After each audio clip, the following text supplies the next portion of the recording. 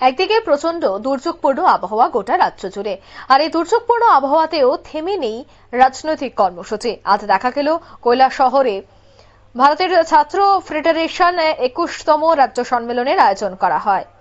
কৈলাসহরের পুরাতন টাউন হলে দুদিন ব্যাপী এই রাজ্য সম্মেলনের উদ্বোধনী অনুষ্ঠানে উপস্থিত ছিলেন রাজ্যের প্রাক্তন মুখ্যমন্ত্রী মানিক সরকার, প্রাক্তন মন্ত্রী তপন চক্রবর্তী, ভারতের ছাত্র ফেডারেশনের সর্বভারতীয় সাধারণ সম্পাদক ময়ূখ বিশ্বাস, প্রাক্তন মন্ত্রী রতন ভৌমিক, প্রাক্তন ছাত্রনেতা অমল চক্রবর্তী, ছাত্রনেতা সাগর ভট্টাচার্য সহ অন্যান্যরা। উদ্বোধনী সঙ্গীত পরিবেশন করেন স্থানীয় শিল্পীরা।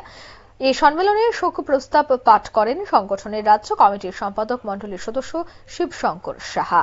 রাজ্য সম্মেলনে গোটা ত্রিপুরা রাজ্যের বিভিন্ন প্রান্তের সংগঠনের ছাত্র প্রতিনিধিরা উপস্থিত ছিলেন। দুদিনব্যাপী এই রাজ্য সম্মেলনে আগামীকাল রাজ্যের বিরোধী দলনেতা জিতেন্দ্র চৌধুরী উপস্থিত থাকার কথা রয়েছে। সম্মেলন চলাকালীন প্রাক্তন ছাত্রনেতা অমল চক্রবর্তী কি জানাচ্ছেন শোনাচ্ছি। মঞ্চে অনুষ্ঠিত হতে যাচ্ছে 30-31 এই দুদিন। আপনারা লক্ষ্য করছেন প্রচন্ড দুর্যোগপূর্ণ আবহাওয়া গত দুদিন ধরে। তারপরেও কৈলাসহরের ছাত্ররা, কৈলাসহরের গণতান্ত্রিক প্রগতিশীল মানুষ দারুণভাবে উদ্যোগী হয়ে এই সম্মেলনের আয়োজন করেছেন।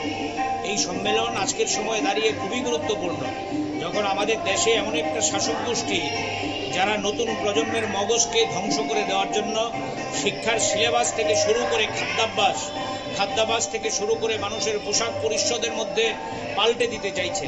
এমন একটা শাসক গোষ্ঠী আজকে দেশের ক্ষমতায়, যারা ভারতবর্ষকে বিক্রি করার জন্য রাস্তাঘাট থেকে শুরু করে খনি, জঙ্গল, কারখানা, বিমানবন্দর সব বিক্রি করে দিতে চাইছে।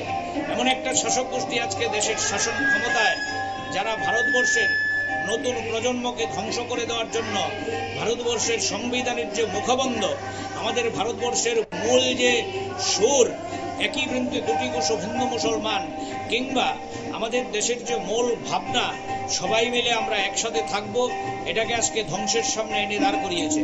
ভারতবর্ষের সংবিধানকে ধ্বংস করে দেওয়ার জন্য তারা ধর্মের নামে, বর্ণের নামে, তারা রঙের নামে গোটা দেশের মধ্যে বিভাজন তৈরি করতে চাইছে।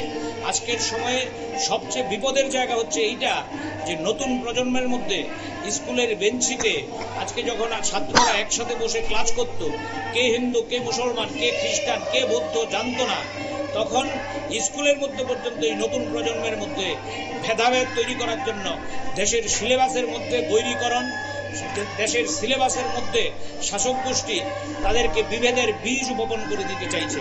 সুতরাং একে প্রতিহত করার জন্য এসএফআই এর সম্মেলন খুবই গুরুত্বপূর্ণ, কারণ এসএফআই হচ্ছে এরকম একটা সংগঠন যারা ভারতবর্ষকে বিবিধের মাঝে দেখো মিলন মহান, একই বৃত্তে দুটি কুসুম, কিংবা বিবেকানন্দের ভাবনাকে, কবিরের ভাবনাকে আমাদের ভারতবর্ষের মধ্যে বপন করতে চায়।